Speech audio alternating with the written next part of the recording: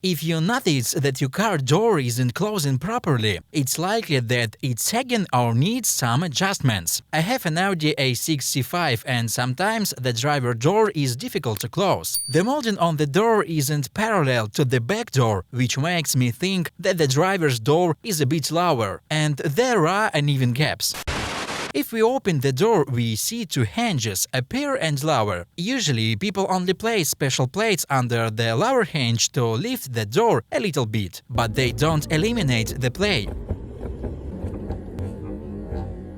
In my case, there's play in the upper hinge, so I can buy a repair kit, contact a turner, or swap the rear door hinges with the front ones. I checked the article numbers of the upper front hinge and the upper rear one, and I found out that the rear door hinge differs from the front door hinge only in the part that's attached to the body. The part attached to the door is visually the same as the front hinge. So, I think it's worth trying to unscrew the upper part of the rear hinge and swap it with the upper part of the front door hinge. If they fit, then it will be possible to buy hinges from the rear doors at the disassembly and put them on the front door.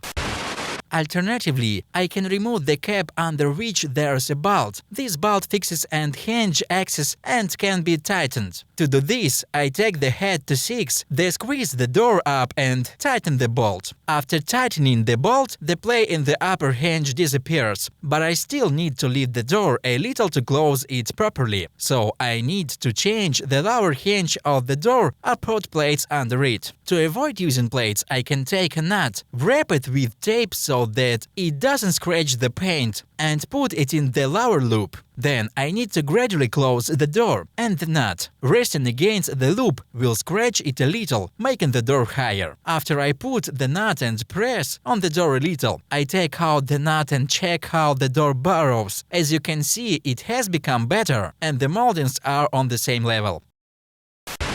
Next, I need to adjust the upper frame of the door, as there's a small gap. The frame is adjustable, I just need to remove the trim and find the wedges. The one on the bottom left is responsible for clamping the frame, and the one on the right allows me to move the frame back and forth. Two bolts on the left and right of the door are responsible for the height of the frame. I've made some adjustments, and now when I close the door, nothing catches and the frame is well pressed against the body.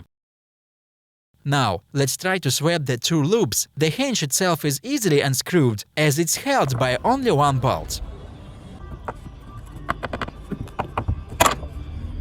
I took out the rear door hinge and tried to put it on the front door. Then I removed the hinge of the front door, and if you shake the axle, you feel the backlash. Let's compare the loops. As you can see, the upper parts of the hinges in the front and rear doors are the same.